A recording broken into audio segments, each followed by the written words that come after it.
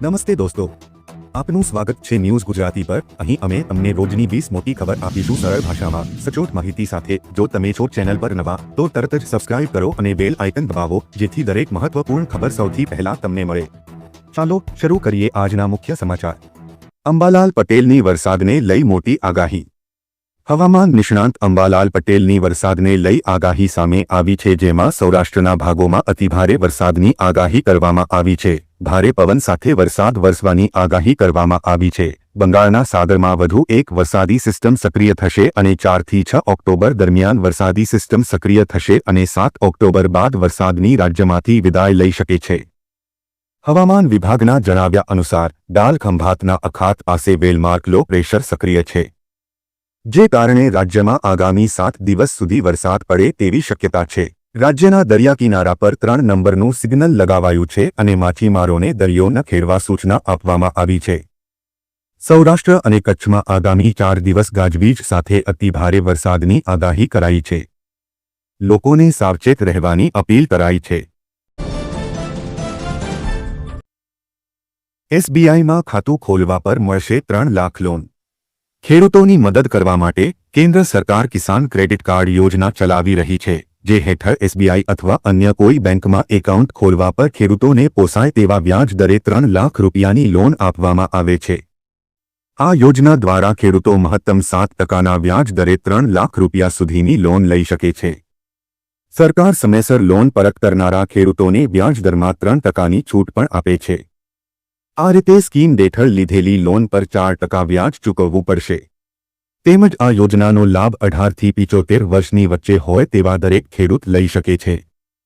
આ યોજના હેઠળ વિવિધ પ્રકારના કૃષિ કાર્યો માટે લોન આપવામાં આવે છે। બિલ આવશે 0। પીએમ સૂર્યઘર યોજનાથી લાખો ઘરોને થશે ફાયદો। હજારો ગરીબ પરિવારો પીએમ સૂર્યઘર મફત વીજળી યોજનામાં જોડાઈને તેમના વીજળીના બિલનો બોજ ઘટાડી રહ્યા છે। આ યોજના હેઠળ તેમના છત પર સોલાર પેનલ લગાવીને તેમને હવે દર મહિને 2000 થી 3000ના વીજળીના બિલની ચિંતા કરવાની જરૂર નથી। વધતા વીજળીના બિલને કારણે દેશમાં ઘણા લોકો હવે તેમના ઘરની છત પર સોલાર પેનલ લગાવી રહ્યા છે।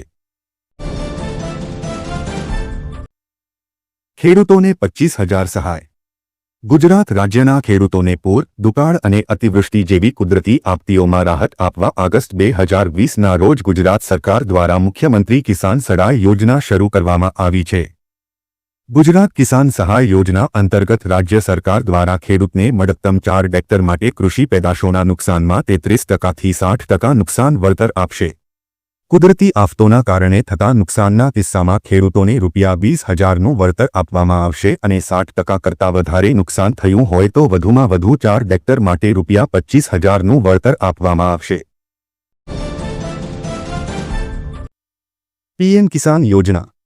ભારત સરકારે પીએમ કિસાનના આગામી ડિસેમ્બરના હપ્તા માટે ખેડૂત આઈડીની નોંધણી કરી ફરજિયાત 30 નવેમ્બર સુધી પીએમ કિસાન લાભાર્થીએ કરાવવાની થશે નોંધણી। પોર્ટલ અને મોબાઈલ એપ્લિકેશનથી દરેક ગ્રામ પંચાયતોમાં થશે નોંધણી। ખેડૂતો જાતે પણ કરી શકશે નોંધણી। વધુ માહિતી માટે રાજ્ય કક્ષાએ સંપર્ક ન કરવો। આપના તાલુકાના મામલતદારશ્રી, તાલુકા વિકાસ અધિકારીશ્રી, જે તે ગામના તલાટી કમ મંત્રીશ્રી, ગ્રામસેવકશ્રીનો સંપર્ક કરશો। ખેતી નિયામકશ્રીની કચેરીની સંપર્ક માહિતી। જન ધન એકાઉન્ટ 30 સપ્ટેમ્બર સુધીમાં નહીં કરાવોરી કેવાયસી તો બંધ થઈ જશે તમારું બેંક એકાઉન્ટ। જરૂરિયાતમંદ લોકો સરકારી યોજનાઓનો લાભ સરળતાથી લઈ શકે અને દરેક વ્યક્તિનું બેંક એકાઉન્ટ હોય તે ઉદ્દેશ્યથી વર્ષ 2015માં કેન્દ્ર સરકાર દ્વારા પ્રધાનમંત્રી જનધન યોજનાની શરૂઆત કરવામાં આવી હતી। આ યોજનાને 10 વર્ષ થઈ ગયા છે। આ યોજનાએ સામાન્ય લોકોને પણ બેન્કિંગ વ્યવસ્થા સાથે જોડવામાં મહત્વની ભૂમિકા ભજવી છે। અત્યાર સુધીમાં કુલ 56 કરોડ જેટલા જનધન એકાઉન્ટ ખોલવામાં આવ્યા છે। હવે તમારા સરકારી કામો નહીં અટકે। મુખ્યમંત્રી ભૂપેન્દ્ર પટેલે ગઈકાલે કહ્યું છે કે હવે ગુજરાતના નાગરિકોના કામ નહીં અટકે અને આ કામો કરાવવા માટે ગુજરાતની અંદર 32 સિટી સિવિક સેન્ટર્સ ઊભા કરવામાં આવ્યા છે। ખાસ કરીને ગુજરાતની અંદર જે વસતા લોકો છે એમને નગરપાલિકાના કામો કરાવવા પડતા હોય છે અને આ નગરપાલિકાના કામો કરાવવા માટે વન સ્ટોપ શોપ એટલે કે સિટી સિવિલ સેન્ટરો ઊભા કરવામાં આવ્યા છે, જેમના થકી નાગરિકો છે જેમને મોટો ફાયદો થશે અને ઓનલાઈન દરેક કામો તમે સિટી સિવિલ સેન્ટર્સની અંદર કરાવી શકશો। 1 ઓક્ટોબરથી લાગુ થશે નવા નિયમો। ગેસ સિલિન્ડરના ભાવ બદલાઈ શકે છે। ઓઇલ કંપનીઓ દર મહિનાની પહેલી તારીખે ગેસ સિલિન્ડરના ભાવ નક્કી કરે છે। આ વખતે 1 ઓક્ટોબરના રોજ 5 એલપીજી સિલિન્ડરના ભાવ બદલાઈ શકે છે। 14 કિલોગ્રામના ઘરેલું ગેસ સિલિન્ડરની કિંમત ઘણા સમયથી યથાવત છે, જ્યારે 19 કિલોગ્રામના કોમર્શિયલ સિલિન્ડરના ભાવમાં વધઘટ થઈ રહી છે।